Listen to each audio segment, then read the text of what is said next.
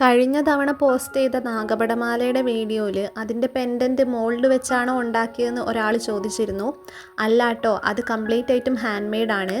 നാഗപടമാല, പാലക്കാമാല ഇത് രണ്ടും ഇതേ മെത്തേഡ് വെച്ചാണ് ഞാൻ ഉണ്ടാക്കിയത്.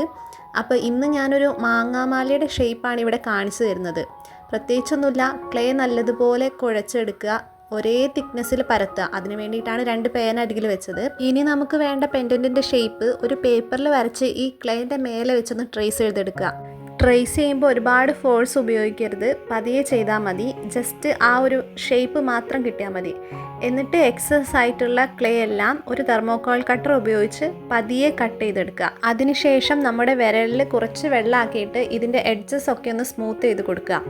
ഇങ്ങനെ സ്മൂത്ത് ചെയ്ത് കഴിയുമ്പോൾ തന്നെ നമ്മുടെ പെൻഡൻറ്റിൻ്റെ ഷേപ്പ് നല്ലതുപോലെ വരും. പിന്നെ ഒരുപാട് ഫോഴ്സ് ഉപയോഗിച്ചും സ്മൂത്ത് ചെയ്യരുത്, അപ്പോൾ ഷേപ്പിൽ വ്യത്യാസം വരും.